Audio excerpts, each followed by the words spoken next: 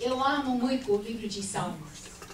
Quando eu era jovem, talvez 15, 16 anos de idade, eu vi o grande pregador Billy Graham pregando um dia, respondendo perguntas. E alguém perguntou ao Dr. Billy Graham: pastor, como é que o Senhor cresce diariamente? Aprende coisas de Deus. E o Billy Graham falou assim: todo mês eu leio o livro de Salmos e Provérbios. Minha comida espiritual é ler os livros de Salmos e Provérbios. Todo mês, quer dizer, 12 vezes por ano. Até hoje, o Billy Graham se alimenta dos Salmos e Provérbios. E eu comecei a fazer isso. E eu amo muito os Salmos. E há versículo que diz, Salmo 103, 2. Bendize a minha alma ao Senhor, e não te esqueças de nenhum dos seus benefícios.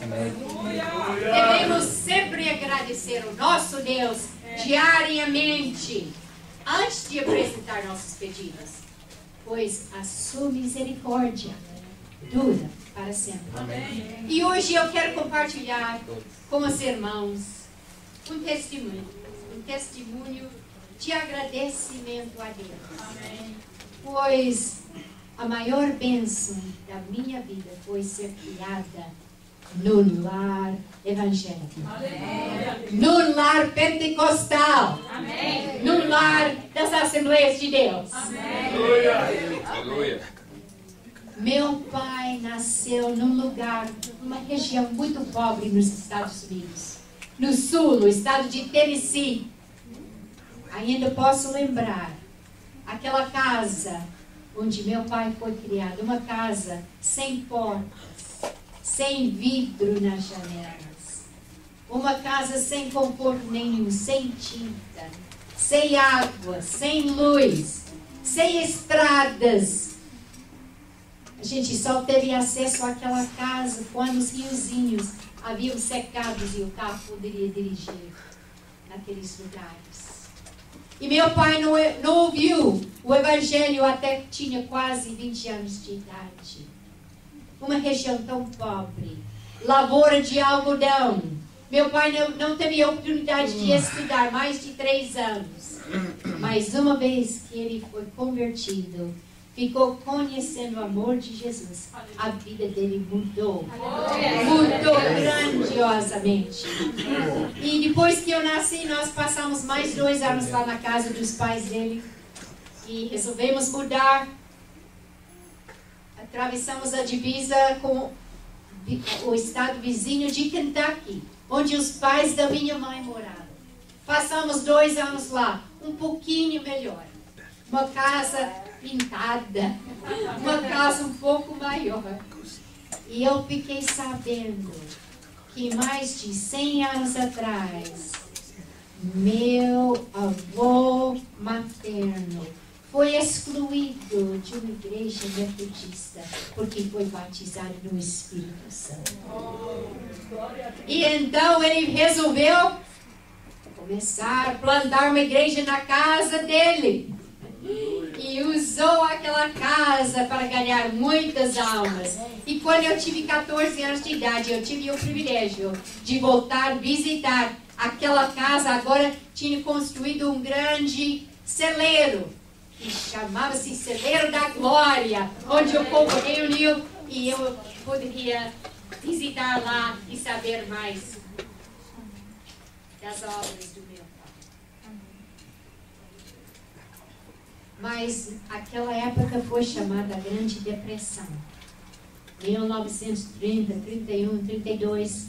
Meu pai não encontrou emprego, então resolveu emigrar-se para o norte, a cidade de Detroit, a cidade dos automóveis, e por 30 anos ele trabalhou numa grande fábrica lá.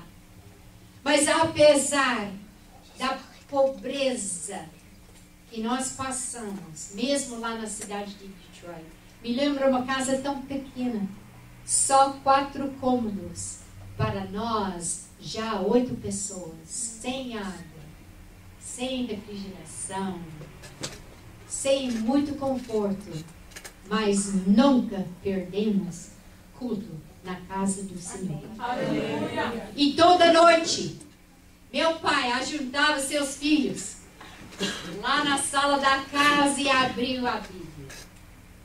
E ele começou a ler a Bíblia. Ele lia um capítulo, depois exortava, explicava, ensinava.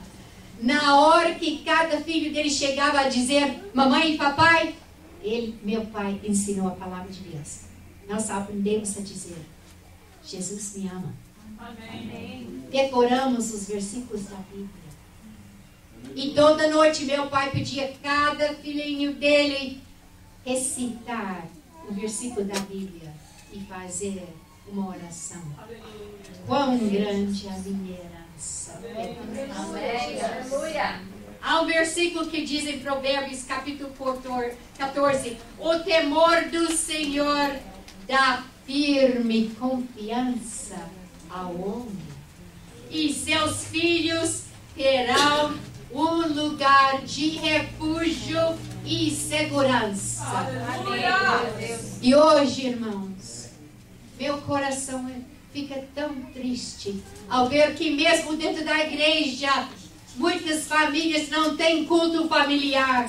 Os pais não estão lendo a palavra de Deus, não estão orando com seus filhos, não estão ensinando a palavra de Deus. E os filhos não vão ter segurança em Deus, porque o pai não tem confiança em Deus. Quando eu tive 11 anos de idade, aconteceu uma tragédia em nossa família. A minha querida mãe faleceu repentinamente. Ela passou para o Senhor, deixando meu pai com 30 anos de idade, 34 anos de idade, 8 filhos pequenos para criar sozinho. Eu tinha 11 anos de idade. Minha irmã mais nova era recém-nascida. Foi uma hora de desespero para nossa família. Tivemos que ser separados. Meus irmãos, minhas irmãzinhas, todos foram levados para outras casas. Para as casas de famílias de igrejas. Graças a Deus que todos meus irmãos e irmãs foram para casas de crentes, onde ficaram também amados pelos irmãos de várias igrejas. Por um ano, eu não tive muito tempo junto com meus irmãos, minhas irmãs. Eu fiquei na casa de meu pai para não poder interromper os meus estudos. Mas eu me lembro, como uma menina de 11 anos de idade, eu chorava muito. Eu não entendia porque, se Deus realmente me amasse, Ele teria levado a minha mãe, a pessoa que mais me amou.